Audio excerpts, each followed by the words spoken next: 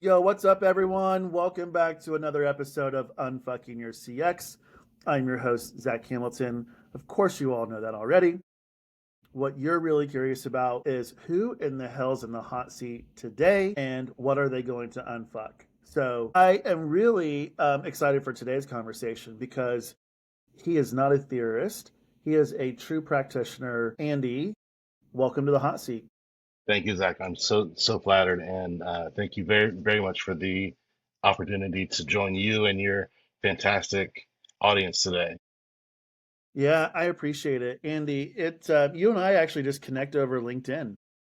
Just last week, yeah, Yeah, and we've been having conversations, through different posts, and I always love the engagement that you have. And so, before we get into the topic that you want to unfuck, because you are a seasoned practitioner working for brands, I'm absolutely. sure you have a lot of topics that make you cringe.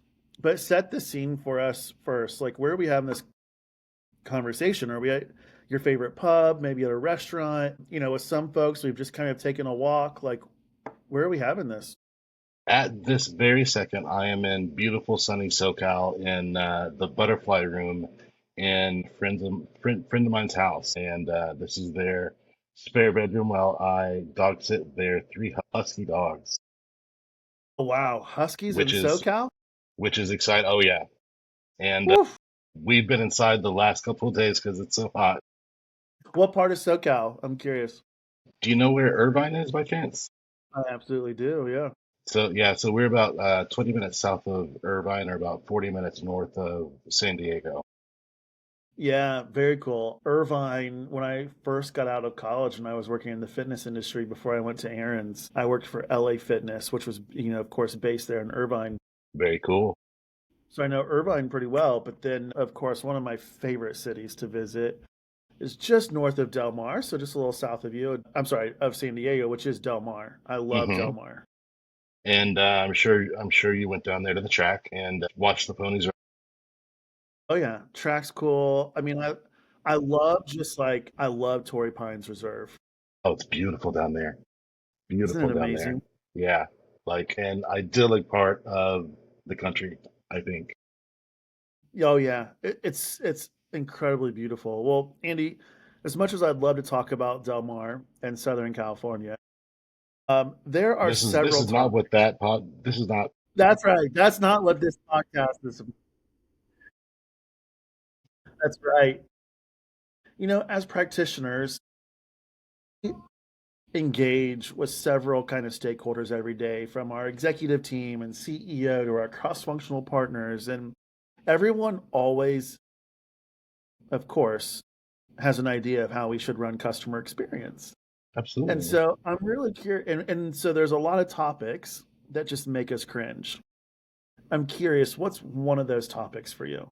You know, having had my hands in a few industries at this point between hospitality and fintech and SaaS, um, what one of the things that makes me cringe the most are missed signals and slash over reliance on surveys and specific pieces of VOC when there is an abyss of other indirect feedback or what I'd like to call customer whispers that we miss and simply rely on an NPS score, a CSAT score, an effort score, whatever else. And there's this swath of other data that can point us in other directions that are just as good.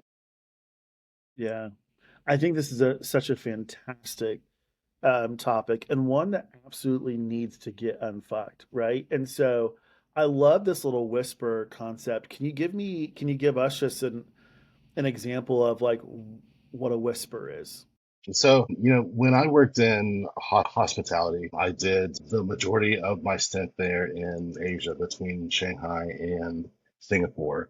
And of course, in that space, worked with customers or guests that were multilingual, some singly lingual, and overcoming that isn't really as hard as one might think. And when I would do my property visits, one of the things that I would ask our front desk teams is, what questions do guests give you? And an example of that is, where's the pool? So if a guest can't find the pool, they've got to track down some staff member, right? Who's got to take time from their day to either tell the guests where the pool is or walk them to it, which means that they're spending, let's say, 5 to 15 minutes oh, away from their job to handle that problem. And so a very basic concept would be if we're getting 60% of guests that don't know where the pool is, why don't we spend $200 on a sign that says, "Hey, the pool's off to the left," and then that way, the customer doesn't have to potentially embarrass themselves and ask where the pool is, and our team members can get back to the jobs that they're being paid to do. And I have a corollary to that I learned in a crash course at the Disney Institute is who are your customers? They're not just the people that buy your product or pay your bills. When we talk about CX, when we talk about product, when we talk about design, when we talk about engineering, we have internal customers as well. And it's our job as CX practitioners to make sure that we serve all of our customers and not just the ones that buy our product or whatever else. I love that. I think that's an incredible just outline of what a whisper is, right? I think about just even my time at Aaron's, the amount of feedback that our frontline employees would get on a daily basis about Absolutely. a specific, piece of merchandise or whatever it may be. And ultimately, Does it we come in didn't, blue? Does it come in pink? Does it come in yeah. a three-seater sofa side? Whatever else.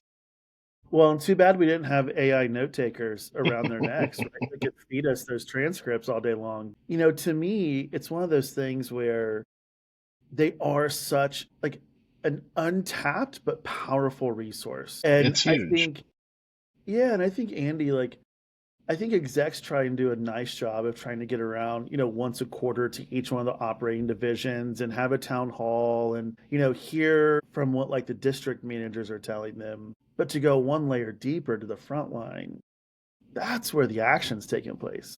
And it's interesting as well because if you look across businesses from hospitality to software to retail to you name it, executives give the keys to a company's brand to the people that get paid the least, right? Whether that's Yeah. frontline support, the cashier, the part-time sales kid, and kind of expect them to not only drive results but also keep the CX culture going. And I think one of the biggest things is stepping down to that level and making sure that those folks have not just the tools and the resources that they need to do their job, but as well the culture.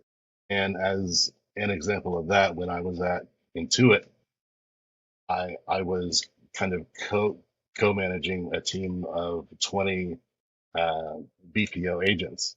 And one of the first things that I did was sat down with my group of 20 and said, "Hey, what are you missing? What do you need?" And they said, "We would love a one pager on this, a two pager on that, blah blah blah." And one of the pieces of feedback that I got from them as well was, "Can we get T-shirts?" And at the time, that was one of those moments where like, did I hear that correctly? Like, you want T-shirts? And she was like, "Yeah, can we get in into a t-shirt so we feel like we're part of part of part of the team?" And and yeah, we've got boxes of swag. Like, do you want pins and water bottles and tote bags too? Like we can get that to you. And so yeah, it's as I mentioned in a LinkedIn post a while ago, you know, you don't need experience platforms and AI bots and this and that. Sit down with your teams. They've Yeah. got a lot to say, and they can give you those pieces of feedback that you'll never get from a survey or whatever else. Yeah, you're so spot on there. I say it all the time. Your brand experience is your employee behavior. Absolutely. because ultimately they are the one who you are entrusting to activate and consistently operationalize your brand promise, which is the customer experience. Uh, And I love that you talked about this as a missing signal because, to your point, so many brands over index on the survey. And not that the survey is not valuable. Like, I don't think the survey is dead. I think there's still a place for the survey. Well, it's I a should tool, say you a know. well designed survey. Sure. But to your point, there's so many other signals now, just the call notes, the call transcripts in the contact center, to employee reviews on Glassdoor, to your point around whispers, right? To your online reviews or your social media reviews. Like, there's so many other sources or signals of customer data that so many Absolutely. brands miss because they're just so minutely focused on their survey. So, Andy, let's get to it.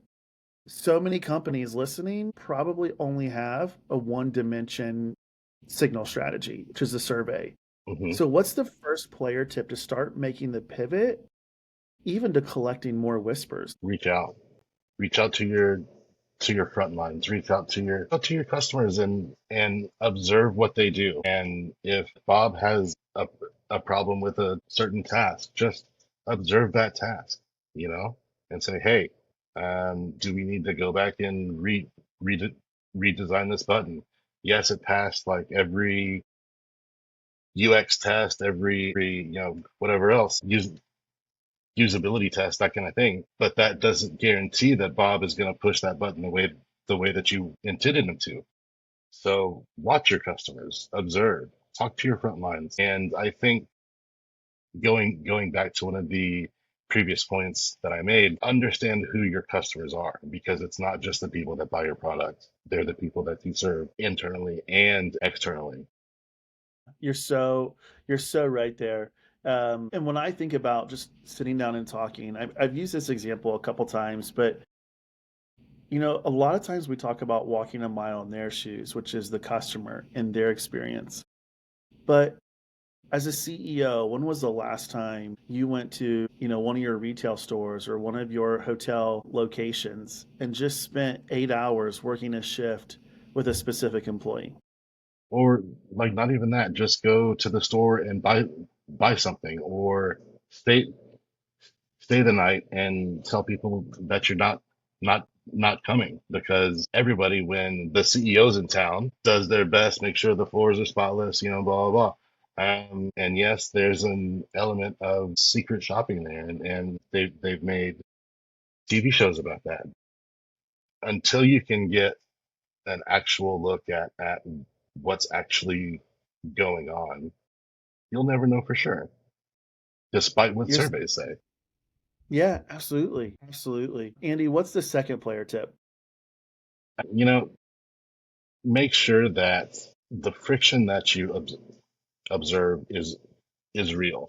I was looking at a dashboard about a year ago, and there was a a nice chart about product friction and what what we can do about it. You know, one of the statements was something along the lines of 66% of users said X. And I said, that's a lot of users. And I know that our survey response rate is relatively low. What's your sample size? And it was three. So 2 out of 3 of our customers gave a specific piece of feedback. And my question was, so are we going to scale a relatively major product change to millions of users based on the feedback of three? And in that moment, the room kind of went silent. And it's important that we make sure that we not just get the right data and the right pieces of feedback, but we correlate that to scale as well. We can't change major product based on 2 pieces of feedback. Should we wait to get feedback from a million users? Probably not, because you'll never get that feedback. So use your judgment. We're all professionals here. Use your best judgment. And if you put yourself in the customer's shoes, that'll give you a great look at what's going on. Yeah, I think it's a solid point. I think the other piece of this too is like what you just mentioned, not even about using your best judgment, but what are the other customer signals out there that maybe you're not collecting, right? Sure. So it could be, you might have product availability, in stocks, out of stocks, how fast they're flying off, off the shelves, essentially their sales velocity. It could be returns, right? So maybe the Absolutely. product, for example, is selling, but it's also coming back just as quick. And so ultimately, what are some of those other customer signals that you may not be leveraging today, but could give you a bigger sense of what does this picture look like? Sure. And if we look across the customer journey, you just mentioned 2 to 3 points, right? The purchase, the delivery, and the return. And if in the case of a physical product, if you're not looking at all three of those, you're missing a massive piece of the picture there, you know? Yeah, I love that one. Wrap it up for us, Andy. What's player tip number three? Empower and trust your teams to do the right thing. I've seen lots of very intricate processes about refunds or subscription cancellations and saves and whatever else. But you need to trust your frontline teams because, like I mentioned previously, they're the first and probably last touch points that customers have with your brand. And we all get frustrated when we call or chat or whatever else, and somebody says, "I need to send that to my manager to get approved." Why can't our frontline, our tier ones, our whatever else folks do that? In my experience across the globe, people are inherently good and want whatever business that they're in to succeed. And so a significant majority of the time, they're going to do the right thing. And if you look at a lot of businesses, the tier one folks have the ability to do that anyway. So just let them do that. Like, we don't Yeah. need to escalate every single thing that could potentially impact revenue. Yeah, I think the one thing that I love about kind of this discussion, Andy, is your customer's experience will never supersede your employee experience. I They, mean, ultimately, you're as saying, employees are the heartbeat of your organization. You trust them to operationalize your brand promise every single day. So you also need to absolutely, trust them when they're giving you feedback about what that customer experience is like. absolutely. And if I can give a bonus tip number four, document the wins, but also document the losses, right? In just about every business that I've been in, we don't write things down and we don't share best practices and we don't share the things that don't work. And so that for lack of a better word, that institutional knowledge gets lost in the noise and we try things over and over again with the same results. Yeah, it's madness, right? They call that insanity. Well, It Andy, is this has been indeed. yeah, it's been fantastic. I wish we could, keep you in the hot seat even longer. So you're gonna need to come back. But Maybe if next any time, of our Zach. That's right. If any of our listeners just want to get in touch with you about, customer signals or the whisper, I love the whisper, man. I've never heard of that.